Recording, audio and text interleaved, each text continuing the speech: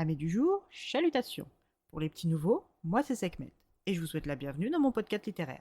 Dans mon émission, je vais tenter 3 fois par semaine de vous donner envie de découvrir des livres de tout poil, récents et moins récents. Alors, si ça vous tente, c'est par ici la suite.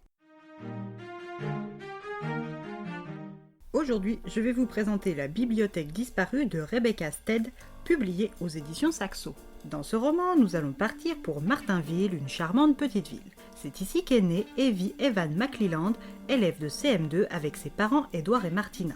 Son père aussi est né à Martinville et est dératiseur sauveur de souris et sa mère est assistante technique.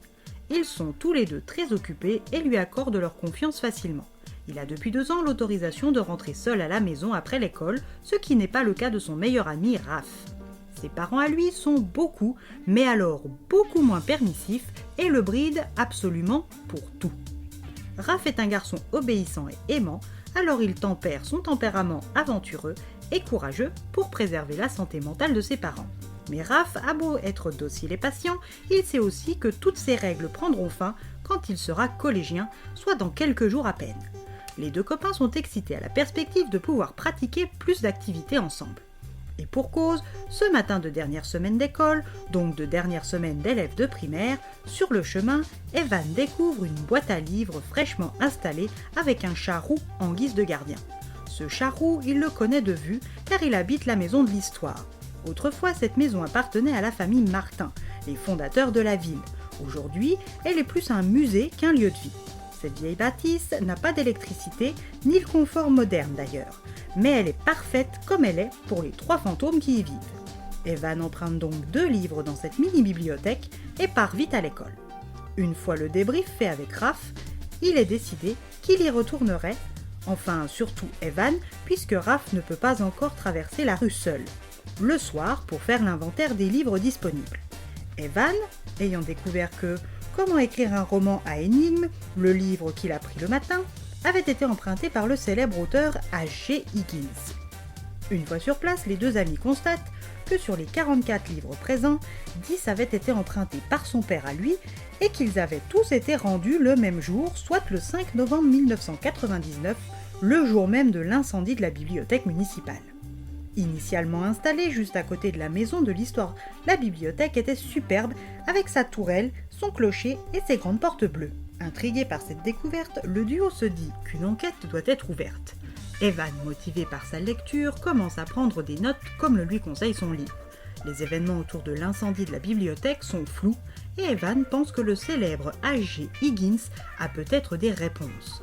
De son côté, Mortimer, le chat roux, continue de veiller sur sa bibliothèque d'extérieur et ne rentre plus chez lui, obligeant Abby à lui apporter sa gamelle. Abby est l'ancienne aide-bibliothécaire et elle habite la maison de l'histoire. Elle y habite avec Madame Mildred Scogging, une vieille bibliothécaire, et un certain Monsieur Brock, un lecteur fidèle de Madame Scogging. Les 3 compagnons y ont trouvé refuge il y a 20 ans, après l'accident de la bibliothèque, depuis qu'ils sont des fantômes. Abby est la moins douée de 3 pour l'invisibilité ou la lévitation. Elle doit donc redoubler d'efforts pour se cacher les jours de visite, soit les mardis et les dimanches, et privilégier les sorties nocturnes pour ne pas risquer d'effrayer les enfants qui passent chaque jour devant la maison sur le chemin de l'école. La vie de fantôme est reposante et monotone, mais lui convient bien, même si son rêve d'être bibliothécaire lui manque. Elle s'occupe de faire à manger et de Mortimer en se remémorant ses souvenirs passés. Evan avance dans son enquête et écrit une lettre à H.G. Higgins, puis la remet à son instituteur, M. Jonathan O'Neill, un ami de son père. Si la seconde classe de CM2 passe sa dernière semaine de cours à s'amuser, ce n'est pas leur cas. M. O'Neill les fait travailler jusqu'au bout, et même la journée consacrée à la visite du collège de Granville est une occasion de réviser. Raph et lui sont dans 2 moods différents. Evan est nerveux à l'idée d'intégrer ce grand établissement avec tous ses nouveaux élèves, et Raph est excité et impatient de commencer un nouveau chapitre sans ou avec beaucoup moins de règles limitantes. L'enquête avance et Mortimer l'aide à avancer.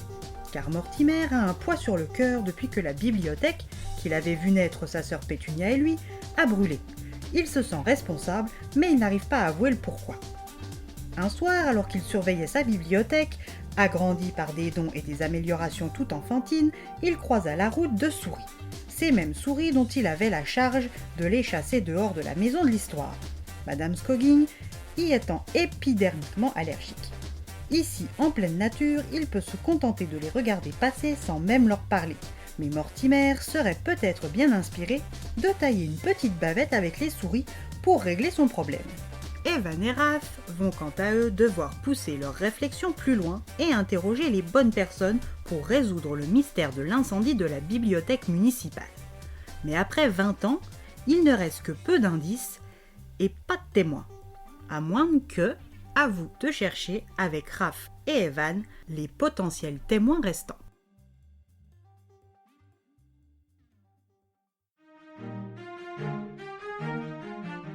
Une lecture qui est sympathique avec un bon fond, une enquête qui manque un petit peu de corps à mon goût, et même si Mortimer est un chat qui nous parle à nous lecteurs, il manque un petit peu de fantaisie et de fun pour une lecture classée jeunesse dès 6 ans chez l'éditeur.